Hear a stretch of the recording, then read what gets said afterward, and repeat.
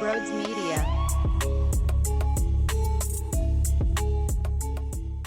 We are already on to the Phillies, and it's disappointing because it's going to be a monster extreme from where we were a week ago celebrating a parade to where we are now, 1 day away from spring training, and I am so disappointed in this baseball team. Think about the difference between Howie Roseman and Dave Dombrowski in their respected off seasons. What the Eagles said was this was unacceptable. We cannot stand for that type of failure. So we will go after some off-season acquisitions. Forget the draft, because two completely different sports. But here's money to CJ. Here's money to who? Saquon Barkley, one of the biggest splashes heard around the world. Now, Bryce Huff was a failure, but the attempt to get a pass rusher with double-digit sacks, hey, maybe there's something to that can help our team. He was wrong, but damn it, I at least respect the fact that he was willing to have a killer mentality. While Dave Dombrowski whistles his way on in to Citizens Bank Park.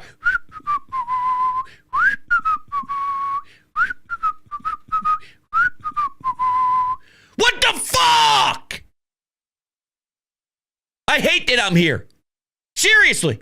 I hate that this is how I'm emotionally connected to my baseball team before the season even begins. But you got to prove to me that you have something special in this group. And the problem is there's no regular season action that's really going to sway me. Because are you going to be smart in the batter's box in October? That's what it comes down to. Phillies are in Sixers land now. And you see how the Sixers are doing. They're horrible. I checked in last night. Sixers Celtics, by the way. I'd rather wipe my ass for 4 hours than watch that product. So I randomly decide to check in the third quarter during the Four Nations USA-Canada game, which broke my heart last night, too. Probably a big reason why I'm pissed. Austin Matthews leaving Connor McDavid wide open in the slot after getting robbed by Binnington in overtime a couple of times. Come on, man. That's probably why I'm all fired up right now. But I check in. Sixers are down 30. What are we doing? It's the third quarter. Embiid had, I heard, Embiid had 3 rebounds. Didn't have any rebounds in the second half. That's just word to mouth, okay? I don't even know. But that's the danger the Phillies are playing with right now. It can go that way, or because there is, quote, no pressure, which Nick Castellanos, my God, we'll get to that audio momentarily. Or maybe because there's no expectation that they can play freely. And then it all works. And the stars align. You got to show me something. And look, if they put together something miraculous throughout the regular season, of course that's actually going to sway me. All right, I know I said it didn't, but of course it will. If they're 20 games over 500 at a certain point in the regular season and they seem to be clicking and their offense is humming and their lineup change actually works and produces this pesky little whatever they want to play and Trey Turner snagging bags and the whole shebang, then of course. But in the back of my mind, I'm always going to be wondering, when we get to the playoffs, are they going to be chasing?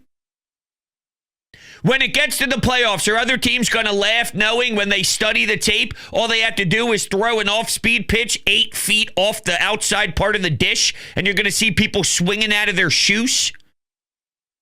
Because it seems to me whenever the pressure gets to them and whenever the moment is big, they collapse. And they lose everything that's good about themselves. It just gets thrown away in the dumpster. And they lose all their mechanics. They lose their mindset. Bohm's got to get benched. I mean, I can't stress this enough. That Alec Bohm got benched by Rob Thompson in the playoffs.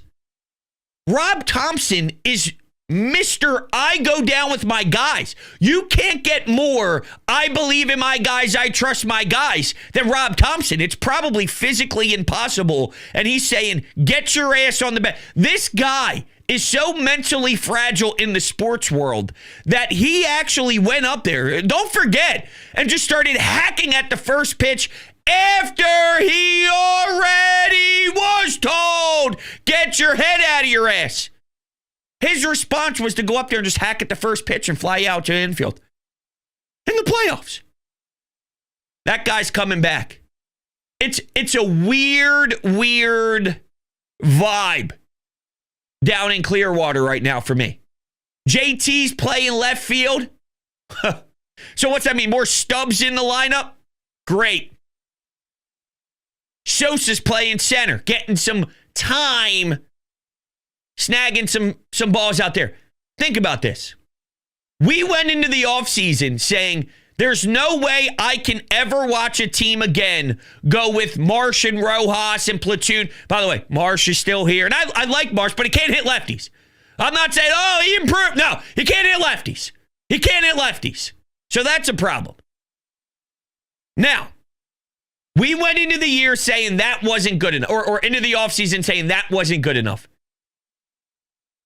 Edmundo Sosa is a utility and a good utility guy off your bench who can play around the infield diamond. And that's important. That's a very solid role.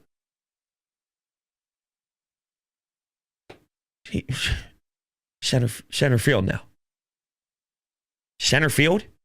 Marsh and Rojas, not good enough. All right, this is what Dave Dombrowski handed us. Sosa taking fly balls. See what I'm saying here?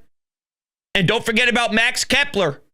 I hate that I feel this way. The last thing I want to do is head into a year with this type of hatred in my heart towards my baseball team. And maybe I need this. Maybe I need to get this out of me because it's been a really long time. You know, everyone says you never forget how to ride a bike, and the first time you get on the bike again, it's muscle memory. But to be fair, the first time you're on the bike, there's a little wobble in the handlebars. It turns to the right, it turns to the left until you establish yourself to start riding the bike straight again, right? Maybe this is me with the wobble. I need to get this out. All right, let me pour out my frustration on what this offseason was all about because we haven't spent a lot of time on them considering the football team that applied the proper assets to the squad after a disappointing season in their offseason, actually held their end of the bargain. See what I'm saying there? The one thing that's being discussed a lot is the lineup, right? We know Trey Turner would like to bat lead off, and they've done this thing with Kyle Schwarber for a while. I have been a big monster supporter of Kyle Schwarber is the greatest leadoff hitter to ever exist, and there's nobody better, and he's just phenomenal, and I love it, and there's nothing more beautiful than Kyle Schwarber batting one. It makes no sense, but it looks awesome, and he's great, and I fucking love it. Well, unfortunately for him, his teammates did not hold his, their end of the bargain, and it hurt his stock as a leadoff guy. Unfortunately. My point is, he's not the reason why they weren't winning. Now, I'm not telling you he had a great at-bat, every at-bat ever, okay? But I'm just saying, him batting leadoff was not why this team didn't reach their goal.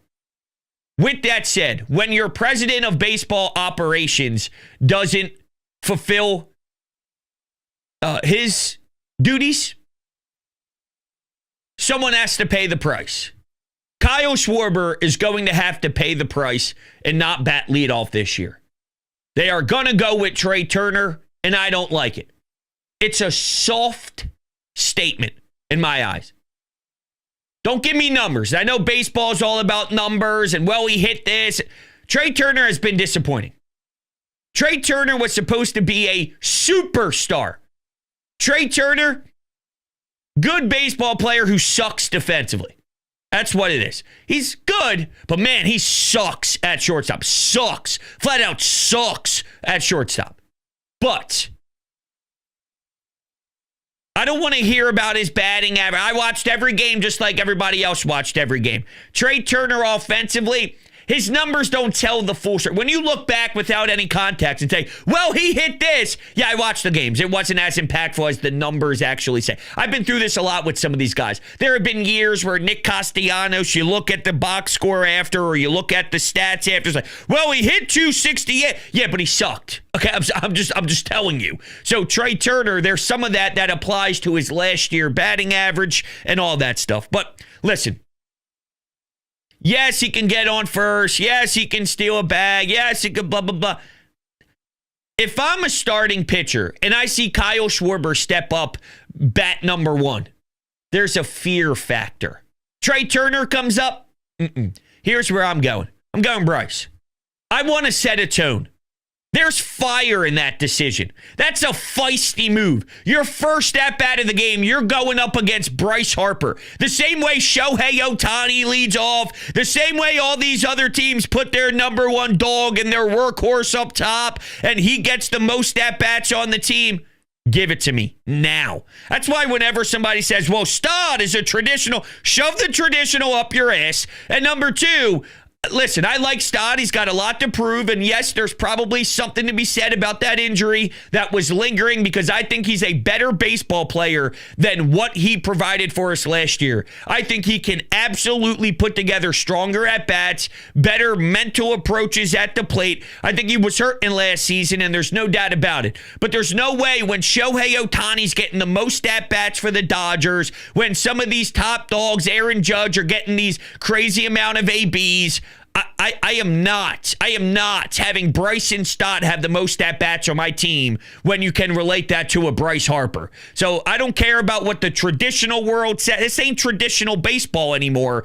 I don't want it. I'd go Trey over Stott, and I like Stott. I'm just saying, right now, not the time. I want Bryce. I would go Bryce, Trey, because I have to, but I don't love it. I'd go Bryce, Trey, Bohm, Kyle, Nick. That's how I would do this.